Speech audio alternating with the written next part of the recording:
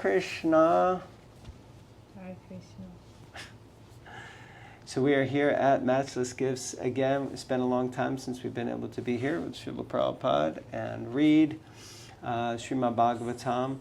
And I was just thinking the other day, I was explaining to someone about how Prabhupada came on the Jaladuta, and, you know, the main thing that he had, the bulk of what he carried, wasn't his clothes and his personal effects.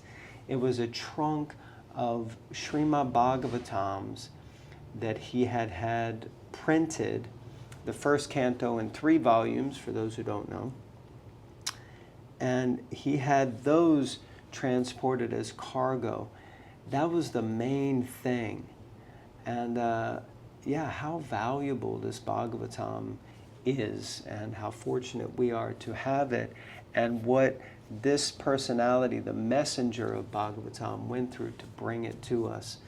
It's just really incredible, actually. Yeah, it's true, because if you think about it, like, when we go out the front door, what do we check that we've got?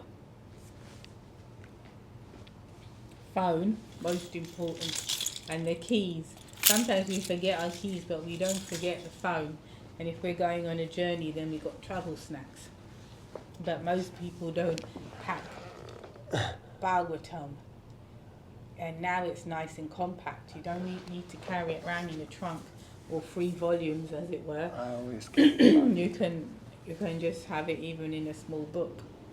Mm-hmm. We actually can have it on your phone, but we don't obviously scroll through it like we scroll Facebook.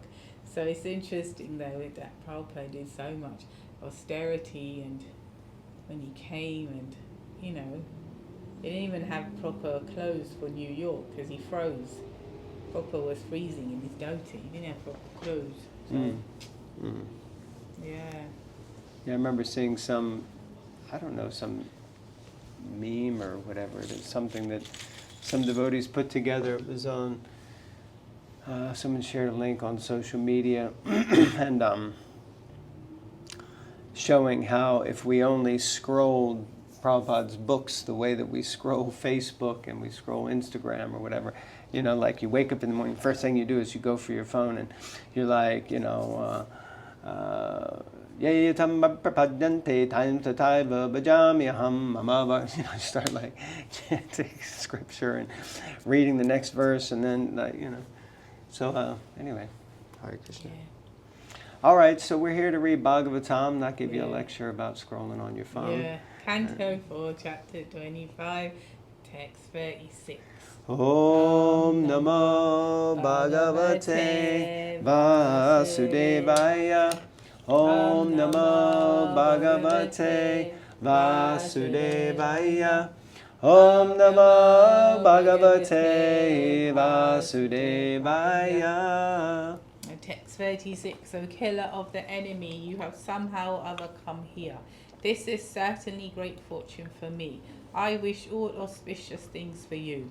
You have a great desire to satisfy your senses, and all my friends and I shall try our best in all respects to fulfill your desires. Purport.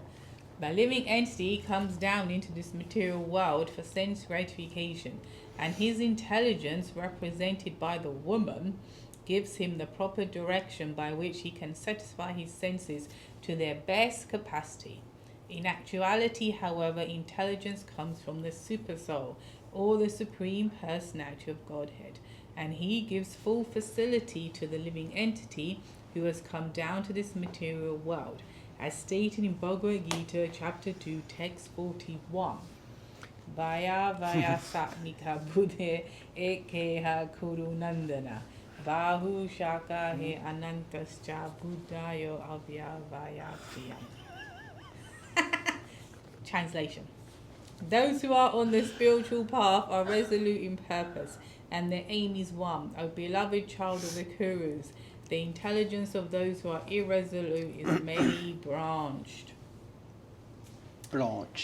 Yeah, it does make you wonder though, why did we come to this material world if we were with Krishna?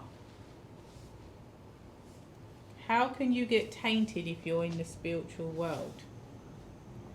Where did that taint come from? If you're with Krishna, why did we think something other than being with Krishna and wanting to be with him? That means we were not fully purified in the first place? Or there's some defect in something?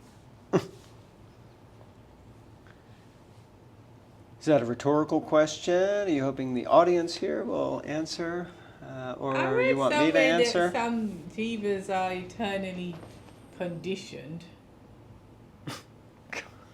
Okay. Prabhupada says that a certain type of person is realized when they open their mouth. So, no, behind us. He might be there are Nitya Buddhas and Nitya Siddhas. That's it. Nitya Buddhas are eternally conditioned, Nitya Siddhas are eternally liberated. But Nitya Buddha doesn't mean eternally conditioned in the sense that they're eternally condemned to hell. It means that, and basically all jivas are tatashta, which means that they can become influenced by the material energy and at any point. So that's why you have great souls who fall down and get into Maya, because actually it's so funny because I was just talking to my friend yesterday, old high school friend, and we were touching base, and he said something because we were talking about someone who has like some really rough problems, and he said we're all just a couple of decisions away from falling, how did he put it, from falling back into very, old bad habits. It's true. And then he said, of course you're not, because you've made so many decisions. And I said, no, it would only take a few decisions and you're right back there. Yeah, and it's the same for all of us. It's like, whether it's, eating chocolate and you've given it up for like 20 years and then all of a sudden you eat one piece and then you make one decision and the next thing you know, 20 years passes and you're back in that conditioned habit. So the point being that, and this is all like a big question, many books are written, and that's why some people say we were never in the spiritual world, we didn't fall from the spiritual world. Here we see Prabhupada says the living entity comes down into this material world,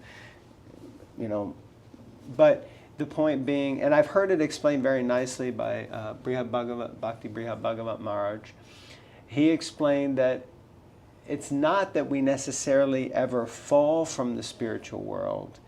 It's that our consciousness, because this is considered also like a dream, this world, it's not considered the real world. And we see things as coming down or going up or going over. But on the transcendental level, there isn't any of that idea. There's just simply the presence of consciousness. So just like here, I can be in a room with, someone and be completely spacing out. And what will you say? Well, you were here, but you weren't really present. Or I don't feel that you're present for me. Listening. Because, not just listening, but actually we're not really consciously. And where was I in my mind? I was over there on the phone dealing with some issue, thinking about some matter, or dealing, whatever.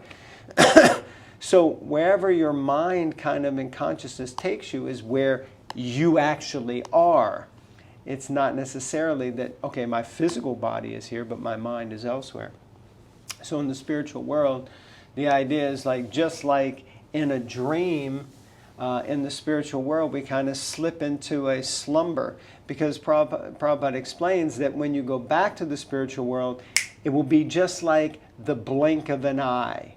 It will be like you just blinked your eyes and you woke up. Or sometimes you may nod off and have a quick dream. I've had those dreams, and often it's like you fall off of something and you wake up startled. So that's the kind of concept that in the spiritual world we kind of slip into a slumber. Now it's not that the spiritual world is tainted. It's that we have the capacity to want to be our own little enjoyers separate from Krishna. And if that consciousness comes in, then we fall into the cloud of illusion like that. I don't know if that answers the question. Yeah. There may be many answers. If you have an answer, maybe you could share it there with us. That verse, Vyabhayasatmika. Vyabhayasatmika. Vyabhayasatmika. Hare Krishna. When a Next paragraph, please. When a devotee is advancing towards spiritual realization, his only aim is the service of the Supreme Personality of Godhead. He does not care for any other material or spiritual activity. King Paranjan represents the ordinary living entity, and the woman represents the ordinary living entity's intelligence. Combined, the living entity enjoys his material senses, and the intelligence supplies all paraphernalia for his enjoyment. As soon as he enters the human form, the living entity is entrapped by a family tradition, nationality, customs, etc. These are all supplied by the Maya of the Supreme Personality of Godhead. Thus, the living entity, under the bodily conception of life, utilizes his intelligence to his best capacity in order to satisfy his senses. Another analogy given, Srila Prabhupada is explaining that Paranjan means the jiva in the body. So I'm trapped in this body and I've got 10 senses. The opposite sex, or if you're a man, it's the woman, represents the intelligence, because the intelligence is what's giving you information of how you can enjoy these senses to the best of your ability. So, if you think about it and you're like, oh, it's so hot, and then you think, let me turn on the air conditioner. Or you think, let me get a cold glass of water. Or you think, let me get some ice cream. Or you think, let me have a cold shower. Whatever it might be. Where is that coming from? It's coming from the intelligence. Evam buddhe param buddhva samstat yatmanam atmana. Jahishatram mahabaho kamarupam darasanam. Krishna says in the Bhagavad Gita, I think it's 3:43, that we have to become Krishna conscious by intentionally engaging our intelligence in a Krishna conscious way. Otherwise, the intelligence will just function like some computer program to tell us, what we have programmed it to tell us. So if we program our intelligence to teach us how to make money, how to get ahead in life, how to become prosperous, or how to manipulate, or how to enjoy, whatever it is that we program it with information, then that's what the intelligence is going to feed back to us, which is why we have to intentionally program Krishna consciousness into our intelligence, so that when we think, how can I enjoy my tongue, the intelligence says, well, make sure that it's offerable to Krishna. Make sure that whatever you're about to eat, you can offer to Krishna, and you first offer to Krishna. That kind of thing. Does that make sense? Yeah. Yeah. Text 37. My dear Lord, I have just arranged this city of 9 gates for you, so that you can have all kinds of sense gratification. You may live here for 100 years, and everything for your sense gratification will be supplied. Nitai, go Premanandi. Purport. Dharma artha kama mokshanam dara samprapti hetava. The wife is the cause of all kinds of success in religion, economic development, sense gratification, and ultimately salvation. When one accepts a wife, it is to be understood that he is being helped in his progressive march toward liberation. In the beginning of life, a person is trained as a brahmachari and is then allowed to marry a suitable girl and become a householder. If one is thoroughly trained in household life, he finds all facilities for human life. That's eating, sleeping, mating, and defending. Everything is there if it is executed according to regulative principles. Mm. Yeah, so it's just saying that men should listen to the wife, but they don't. That's what Prabhupada's saying quite clearly, because he's saying that wife is the cause of your success in religion, economic development, sense gratification, and salvation. But men think they know better, know it all. So that's why all these things are ruined for them and the wife and everyone. It says, Prabhupada says, when one accepts a wife, it's understood that he's being helped because men need help. But the thing is, they don't accept that they need help. So they don't respect the wife and they don't appreciate the woman. Just quote Prabhupada. That sounded like a little bit of an extrapolation. Yeah, where The it big becomes... Darshini of Bhava Bhakti. But I agree. Well, I concur in principle. Definitely. We Yeah, definitely need help. All of us need help. I think it's kind of like, I feel it's kind of like the blind man and the lame man. Right. So, blind man, she has eyes, but the lame man can walk and carry the wife. Well, maybe. So, like that, the point is... So, the point being that it's teamwork, but very true. And it's interesting, this purport really reminded me of, like, sometimes the talk that I give as a priest at wedding or something, where you inform Dharma, Artha, Kama, Moksha. So actually, in that situation, and what is generally understood is the wife is responsible for Dharma, because she's known as the Dharma Patni. She protects the husband's Dharma, but the man has to basically take shelter in that sense. Dharma, Artha, she is known as Lakshmi, so she is the source of prosperity, the source of fortune. Scripture says that as long as the wife is looked after, taken care of, treated nicely, then there will never be any shortage of prosperity. Dharma, Artha, Kama. So she is the source of enjoyment and pleasure. So all pleasure comes from her, but that means you need to keep the focus on her and not on others. Dharma, Artha, Kama. And then moksha, liberation. And generally it's understood that that is the responsibility of the man to actually liberate the whole himself and his family. But he can only do that with the help of his wife, because she protects his Dharma, Artha, and Kama. But there's a fifth one, which is prema, and that's love for Krishna. So that together they have to cultivate. Dear Lord. Yeah. Okay. All right, so shall we finish there? Yes, please.